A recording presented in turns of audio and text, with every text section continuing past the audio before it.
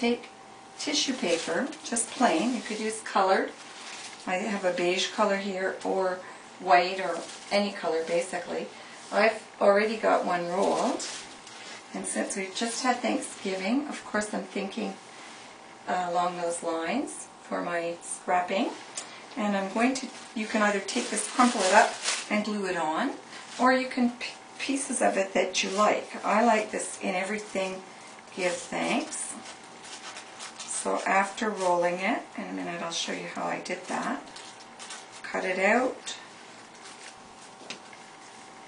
and I think that will go on there. So you can either tear or cut out pieces that you like to put on here. I want the word gratitude.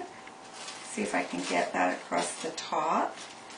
And then I'll simply pick other little pieces to put on around this T.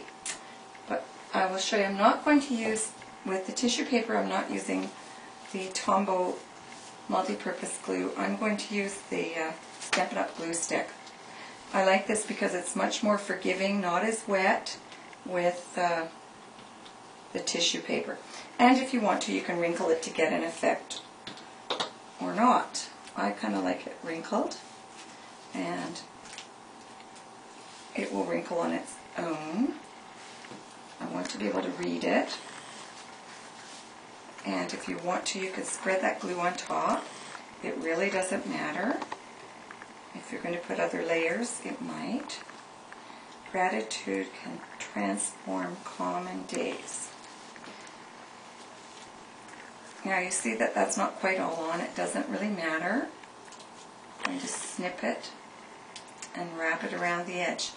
In this way you're kind of building what you want this letter to look like. And again, I like that a little bit more rustic. And if you want to put more on top of there or there, you just apply more glue. So in this, I'm going to tear a couple leaves off and stick some leaves on here. What I don't have stuck on, I'm going to cut off at the end, so I'm not worrying about what's not stuck on. I like this because it's quite random. Maybe there, a little bit on there, and now I need something across the bottom. Things. Looking for a little word. There's one. Oops. I think tearing would actually be faster. And there. And it would have been better too, because I'd have a little bit more overlapping. You do want some overlapping with this. So again, you're building layers, just put a little bit more glue and wrap that on. And you're wondering about my edges, I'm sure you are. When you come to the edges, you just cut off a little bit outside the edge. You're going to wrap this around. And anything that's sticking up, like that little piece is, on the surface of my T, you can apply more glue and stick it down. You can even put glue on top of this paper and stick it down. So never worry. I'm just going to then coat a little bit around the edges of this block so that my paper wraps around it and finishes it off nicely. And don't worry where the glue goes. It dries fairly quickly. There. So if it's on the back and the edges, when you wrap this around, you'll get a more finished effect. Obviously I'm not going to sand this one, but you can add some texture with sponging, or just, in fact, sponging would probably be the best to get a little bit more color on it. And there you go. So a little bit more of a, I don't know if you can see that there, little bits and pieces. And how I made that paper, sorry I just sort of jumped ahead on you, was I took my tissue paper and I took a wheel. This wheel is the Stampin' Around wheel from Stampin' Up! And there's an ink cartridge in it. Now you can do this without an ink cartridge, but the ink cartridge makes it nice because it will ink the wheel as you turn it.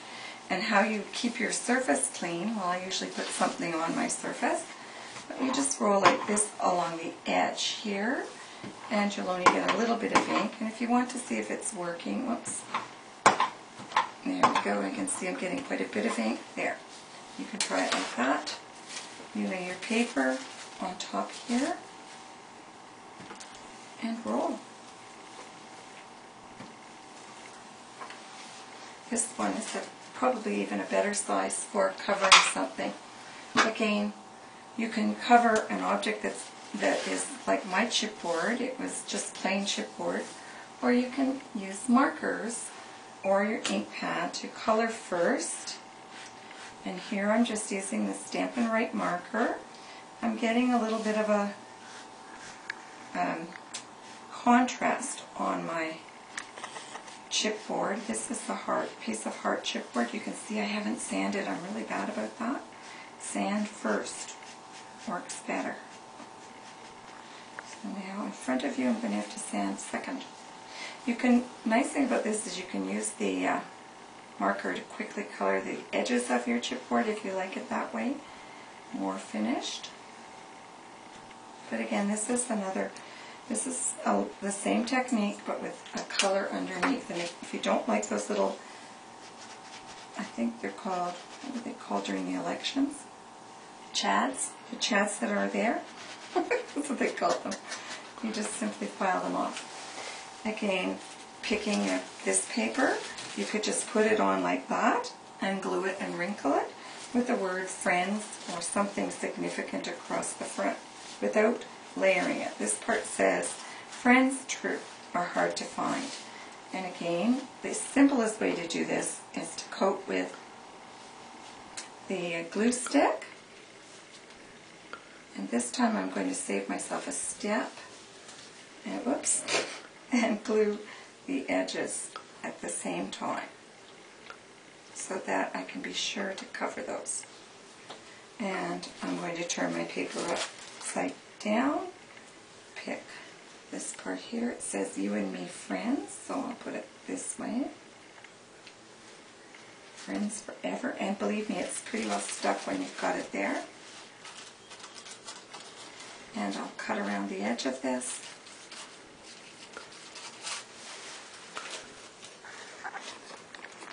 And you can sand this off and let some of the chipboard show, as we did in the first ones, or you can glue it down around the back side. Each gives its own effect.